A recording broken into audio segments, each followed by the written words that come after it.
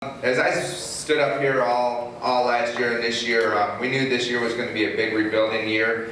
And as I was talking to my assistants over the weekend driving back from our match, we're sitting and looking at the sheet at 1-3 in the conference, with 2 of those losses being in 5 games.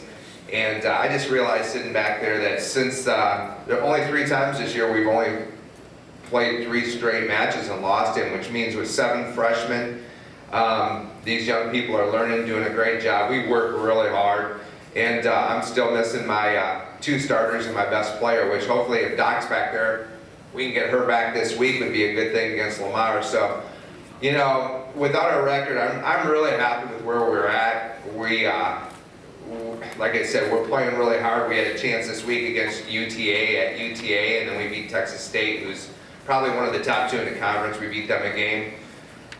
So we're moving forward. You know, the future's bright for McNeese volleyball here in the next few years ahead, with our recruiting class, you know, coming up in that.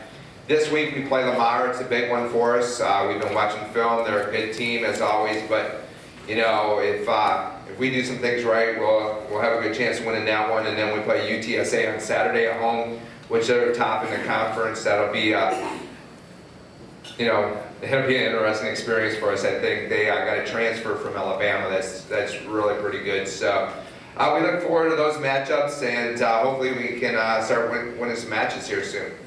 Any questions? Coach, what do you expect out of your 2 opponents this week, Lamar? Well, Lamar, first of all, is a pretty good matchup for us. I think both physically, you know, they ball control well. We've been watching video. We think we're a good matchup to play against them. So I fully expect both of our offenses to be about the same. As long as we can get our kids back, our 1 kid back healthy, I think we have a great chance. UTSA is going to be a tough matchup for us. They're bigger, more physical. That's the team we want to be about 2-3 years from now as we build and get better. That's going to be a really tough matchup, but I guarantee we'll go play hard against them. You know, it's just, you know, we're smaller, less physical than UTSA, and it's just the way it is when you're rebuilding. But Lamar, I think it's going to be a great matchup. It should be a lot of fun Thursday night. Thank you. Thank you guys again for the meal. It was delicious. We lost kind of a heartbreaker on Sunday to Lamar as well. They beat us 1-0. They scored in the first half, and we kind of felt like all week we had talked about coming out on a very positive note, a very strong note, winning the first ball, always winning the first and second ball, and we really didn't do that in the first half.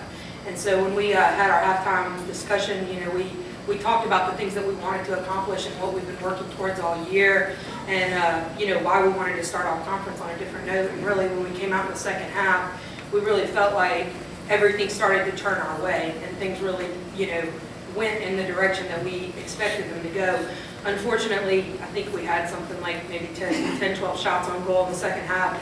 We couldn't get any of them to go in, so you know, we definitely lost what we consider should have been a winnable game. We lost it, and that was definitely our fault, you know. And so we know that going into this weekend, you know, it was a 1-game weekend for us, so this was kind of our bye weekend. So from every weekend here on out, we'll play 2 teams. So this will be kind of a short week for us. We'll leave on Thursday to go to Nichols. We'll play Nichols on Friday, and then we'll go on to Hammond and play Southeastern on Sunday. Nichols is another team that can catch it, kind of like Lamar, catch you off guard, catch you at their place is a very difficult place to play. So we definitely need to win that game on Friday night. And then Southeastern is always a top contender in our conference. They won last year, won the tournament a couple years ago. They're definitely a beatable team, but again, a tough team to play at their house. So we're going to have to bring our game and be a better team this weekend in order to get ourselves back in the game. But we're recommitted to doing so. Our girls are fighting hard. They're still practicing, working their tails off. They want to do well. And again, being so young, I think that we've got a very positive outlook on things that just, you know, little things that happen on our way, things that we're going to be able to turn around. So we're looking forward to a good weekend. Any questions? Yes, 5 of your 6 losses, the girls didn't score. And you're near the bottom in shots taken in the South Conference. What can you do to get better looks and increase the offensive productivity? What kinds of things can you do? Well, really, we think that we just have to have better transition out of our midfield. And to be honest with you, I think we got to our fourth midfielder before we really found ourselves getting attacking looks into the group, in the Lamar game. Part of the problem with being so young is sometimes you're not quite sure which group's going to show up that day, which players are going to show up that day. A group can look great in practice one day and they don't look the same the next day. The same combination doesn't look the same. So, you know, we've got to do a better job of being more consistent as individuals and being more consistent as a group. And I think that as soon, you know, when in our games, which you see a lot of our games, we've lost 1-0. What you see is that when we find the right combination of people on the field, then we get the right looks on goal. But it's one of those things we're just battling with the young group and battling with the turnaround right now. When you score, you're 5-1, so. You got it. Anything else? The Cowboy Club for the lunch was very good. My staff really appreciates it on Tuesdays. We had a good outing this weekend. This weekend past, we had about 600 athletes out there competing. When all said was done, we had a great turnout from the high schools and the college meets. The open division was hotly contested from some people here in this in the audience today. Mr. Hofer ran, did a good job. PR, was it? Yeah. Very good, very good. So, did you get a chance to stick around and watch the college? I watched the ladies. I Oh, did after that. It's Okay, great. so you can kind of understand now when I talk about 5Ks. Yeah. Yeah, okay, very, very good. Okay. Well, on the women's side, the women came out second. We were 2 points off from Nichols, and again, young group. We're still looking for that pack, and they're getting better. I must say, one's kind of leading the charge right now. It's Fanula Ross, been with us for 3 years. This is her 3rd year with us, and she's really developing into quite a talent here. We're looking forward to big things for her. Stays healthy through the conference meet and then on the track season. Amy Talbot was, again, 17-20 something for 5K. Both those girls had broken the previous course record. They had an unattached girl here from LSU, a local girl, Laura Carlton. She smashed it around 16:50. On the guys' side, the guys look really good.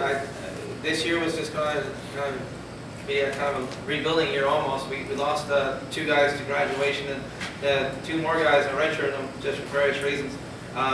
2 of our leaders, they're still out there training with us, but the new group that's in, they're getting better. And we finally saw some signs of a 5th and 6th man show up, which is good, because in cross country you need 5. But on the men's side, Dave Rooney, who is redshirt, he broke the course record for 4 miles around 18:28, I think. Jarrett LeBlanc wasn't too far behind, 19:05. That's some running, but the top guy we had that's running for us this year is Alex Bush-Littlewood. I mentioned him to you each week, and he's getting better each week. We're 19:20 for 4 miles, and we're really looking forward to seeing what he can do at the conference meeting along with his team. So I think the rankings, we've jumped up again. We're kind of going up and down between 10th and 15th in the regional rankings. On the guys' side, the women are holding strong around the 13th spot. So looking forward to seeing what we can do here. We're going to Alabama in 2 weeks, and hopefully we'll have a good one. That's going to be our big meet of the year before we go to conference, and kind of hopefully we'll be able to prepare them better for the conference meeting. So, any questions? Game last Saturday. Thought both teams played really good. Told our team that. I liked the way we played. I really liked the way Northwestern played as well. Thought it was a very competitive game, very physical game, and a very fun game to be a part of. I know I was privileged to be a part of it. I thought it was a really good football game, and kind of what I predicted or what I thought going in. I thought it would be a low-scoring game. What Northwestern was doing offensively, I thought they would try to run the ball and pound the ball, and which they did. So I didn't see a high-scoring game. I thought our defense played really well, created turnovers, really flew around, especially the second half. I thought our defensive staff made some really good adjustments on the tight end. Kind of took him out in the second half. Thought we did a good job. They kind of had us overloaded there with the quarterback runs. Thought we made some nice adjustments there as well. Special teams wise, other than 2 of the punts coming back at us, I didn't think we did anything in special teams hurt us. And hopefully we can make some good plays this week. And we were very, very solid there, especially punt protection wise in the game. I thought we were really solid. Offensively, didn't run it very good.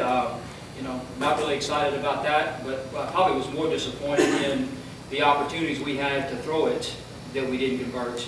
Yeah, I'm disappointed we didn't run it, but the design of what we're trying to do this year, you know, we have to be able, especially early in the game, to hit passes with what people are doing against us. You know, last year we were a run at all costs team. I do not want to be that this year. I want to get in sets and be able to run in and throw it. And early in the game, you know, we drop balls, they tip balls, you know, everything. We had opportunity to really do some damage early in the game throwing the football wise, and we didn't, which will make people back off. And figured they would be up there. You know, it's I told the kids that last week. It's the way this league is. It's week by week. You know, you run the ball for 300 yards one week, and the next week, well, guess what? They're all going to be up there trying to stop the run. You got to hit them, throw it. You know, it kind of goes both ways. But I thought we had an opportunity early in the game to hit some passes that we did not hit, which I thought would have helped us out. Texas State, excuse me, come in winning 3 games in a row. I think they're playing really good. They're very solid on all sides of the ball. Their offense, I think Rutherford, the transfer quarterback's doing really good. You know, they're doing some option things with him and some things we have not seen. Defensively, they're more 4-2-5 than what they have been in the last several years. Doing a good job there. What concerns me also going in is they're doing a great job of kicking the football. I mean, their punters right at 46, 47-yard average. And I think their kickers pushing, if I don't have the stats in front of me, but I think it's got close to 10 touchbacks already this year. So they're doing an excellent job of kicking the football as well. You know, Coach Francione is now the head coach, and he's got a great reputation in our profession, and he's earned it. You know, if you look at his track record, going back to old Southwest Texas, one of the New Mexicos, I forgot which one, did a great job. Really the first guy to get TCU going. If you go back and look at what he did, Coach Patterson actually worked for Francione. You know, went to Alabama, went to Texas A&M. I followed him a lot. I've been to several of their practices. Coach Bob's dad worked for him at all those stops. TCU, Alabama, A&M, so I mean we've all went and had a lot of respect for him. The other thing he's done is he's really hired a good coaching staff. And you know, his co-offensive coordinators are Mike Schultz, who was the offensive coordinator at TCU for 10 years. Darryl Dickey's his other co-offensive coordinator, who was the head coach in North Texas when they went to 5 straight bowl games. And they went out and got Craig Navarre, a guy that we know very well that used to be at Southwest Texas with Bailiff. He actually left Rice and went to Texas State. So they've obviously made a huge investment in their football, because none of those guys came cheap, I promise you. So they've obviously made a huge investment in what they're doing football-wise, and it's paying off for them on the field. But we're excited about it. I know it does not count in conference, but you know, it's a big game for us. It's an opportunity to go 3-0 at home, to go 4-1 on the season, and and we're excited moving forward. Excited to be, you know, 3-1. Excited to beat Northwestern. At the same time, always concerned moving forward. That's just what we do. But it's a lot easier to be happy that you win and concerned moving forward than mad that you lost and concerned moving. Either way, you're going to be concerned. So it's a whole lot better when at least you're a little bit happy in moving forward. But Northwestern is just happy to win. You know, period. I go back to the history and was thinking about this coming home on the bus, but 3 of our conference championship years that I've been here, not all head coaching wise, 2003 might have been the most talented team we've had. I mean, when you go back and look at it, we went 10-1. We only lost to Kansas State. Northwestern's 4-7. We beat them 13-9. How many of y'all remember that game? We're hanging on at the end of the game. 2006, we win the league. They go 5-6. We kick a field goal to beat them in overtime. 2007, we go 11-0. Nobody in the league comes within 3 touchdowns of us. Stoker comes over here with his 14 quarterback, and we're hanging on at the end with a Hail Mary. Y'all remember that right here at the end. It's just typical McNeese Northwestern. Actually, I think they have a lot better football team this year than what they had in those years, and it's just always competitive games and just happy to win. So, any questions? Coach, from a passing standpoint, 11 different receivers on Saturday. I look at the numbers, passing percentage right now at 66%. Is a lot of that the offense, or is Cody just? I mean, that's really using the offense to its fullest perspective right there. He's doing some really good things, and I just thought we missed some things the other day. We missed some passes. You know, we missed some reads on some things. We had 3 balls tipped at the line, and you know, one of them was a touchdown. You know, actually the turnover that the lineman tipped into the other lineman, they blew a coverage. Ernest is coming out of the back of it. If we can just move our feet and get the ball over. But the 2 picks he threw the other night were, you know, I mean, it's football, but probably 2 of the more freakish picks that you'll see. I mean, really. you know, one gets tipped and the other, I mean, I don't think the other lineman intercepted saw the ball, and it hit him literally in the number. And he had to, you know, he kind of ended up with the ball, and then the tip with Darius was strange, really strange. I mean, you know, kind of, I don't know. So, but other than that, you know, I mean, he didn't do anything to hurt us for sure, but I think we could have did some other things by what they were doing that I think we at least could have got maybe a little bit more of a lead early in the game, and then and probably we could have did at the end of the game too, Richard, to be perfectly honest with you. But chose to run the ball and kick them deep because, you know, just playing the percentages, I just didn't see him driving 80 yards.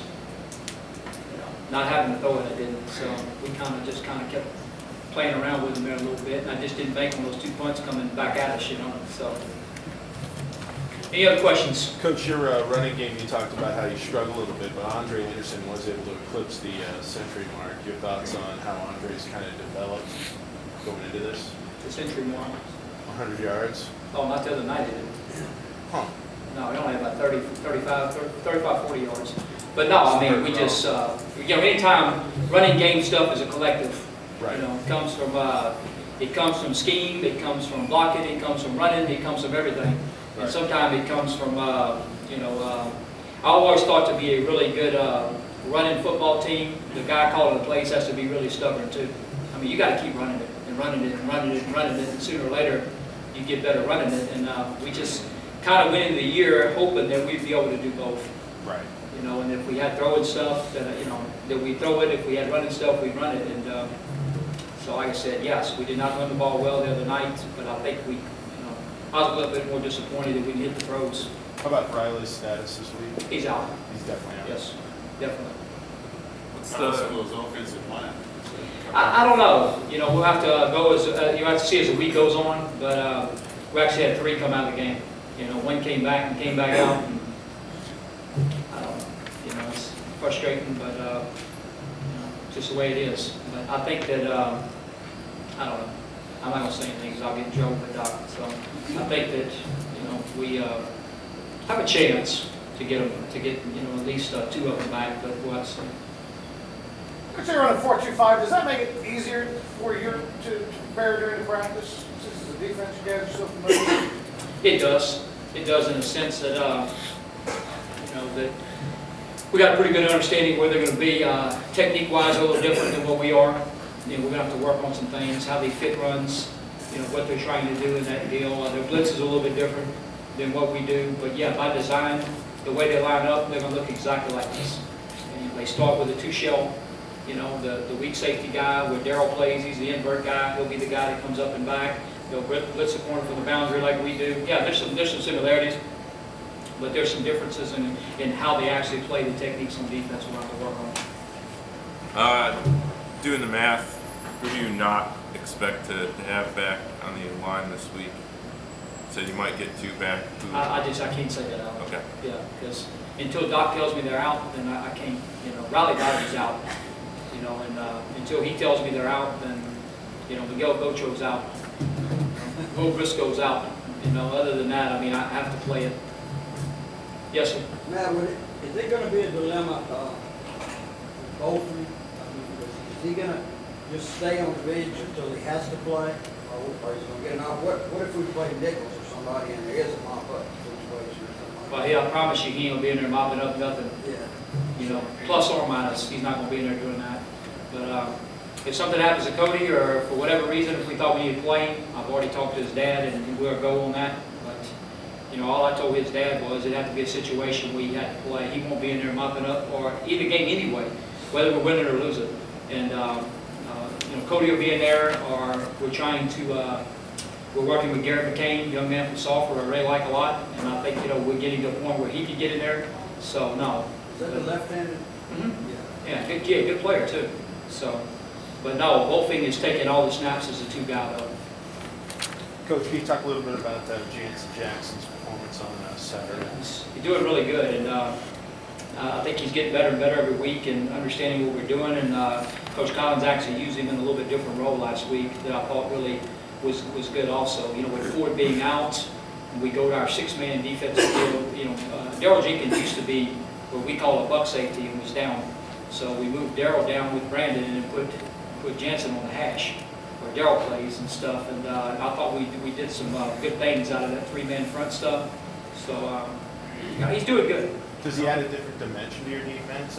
Yeah, I mean he's a great athlete in there, which always helps, and but he gives us another really good football player, and I think as the weeks go on, it's just it's hard to, especially in this situation, to come in and when you get here the first week of the season, you miss everything, spring ball, August camp, everything, and it's, to me, I mean, I always kind of paralleled it to, taking a semester-long math class. If you miss the first half of the semester and you don't understand the steps of how you get to the end of it, then, you miss that whole first part. And, spring ball, August camp, you do all the little things to be able to get you up to a point where you can game plan it, but you got to have the basic fundamentals first in terms of what we're doing. So, but I think he's called on to it really well into what we're doing. I think that even in this short time, Alex, I think they're a more physical football team than what they've been the last, it seemed like Texas State with Bradley George got away from being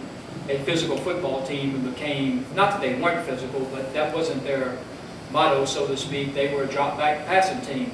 And most of the time, your defense is going to reflect, what you do offensively because you practice against each other so much. And but they're a lot more physical now. And then, yeah, they added, in the last couple of weeks, they started running the option. Now, it's a shotgun option.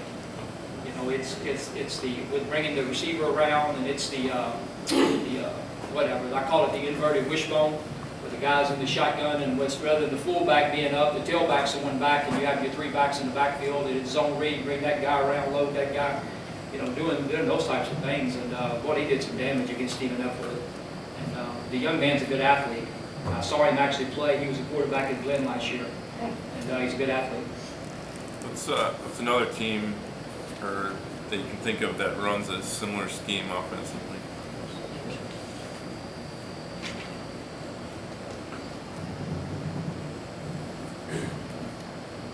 They're doing a little bit what App did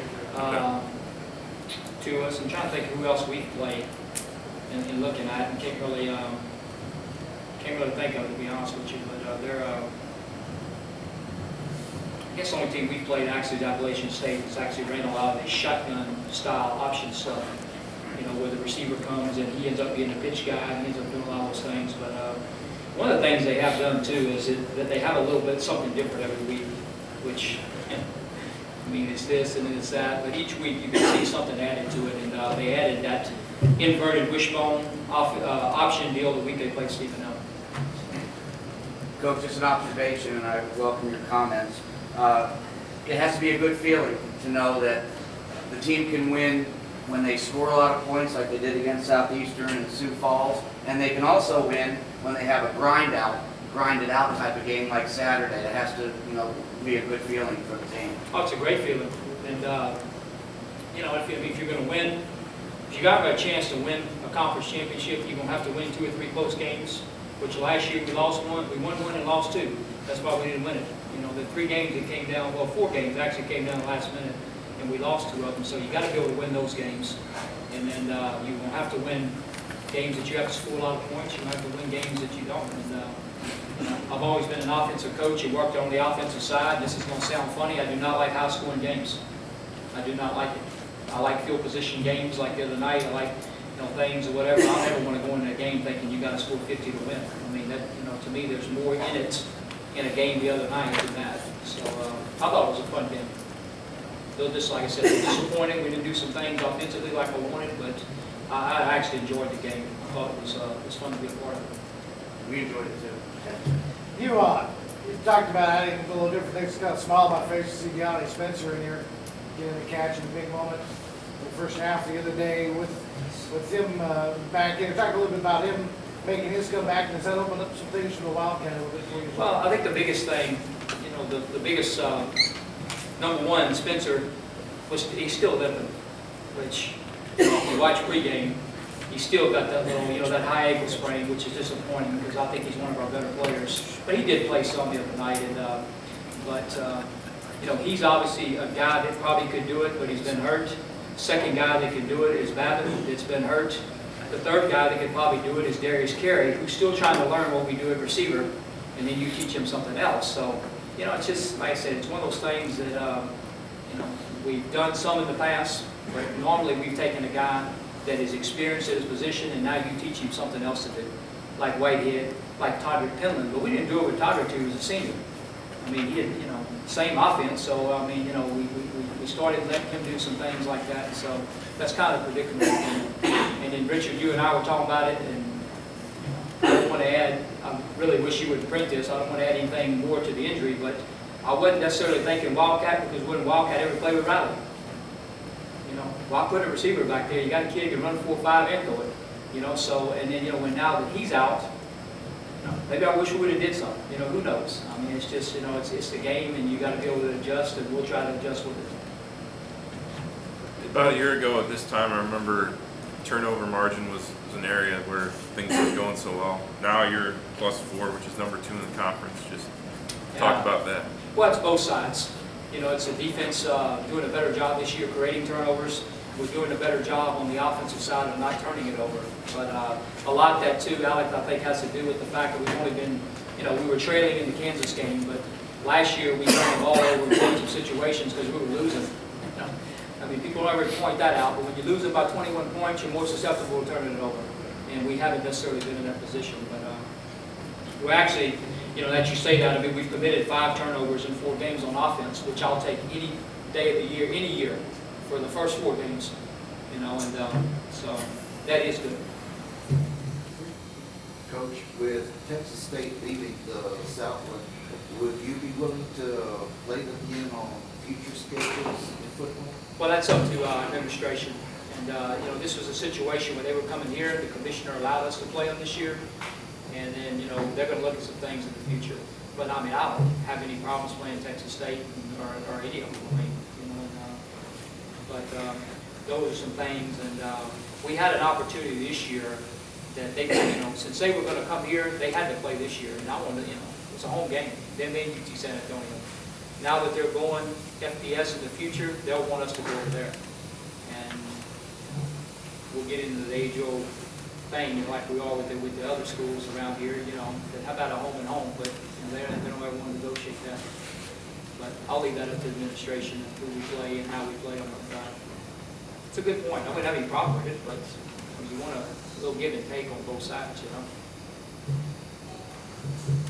Any other questions? Appreciate it.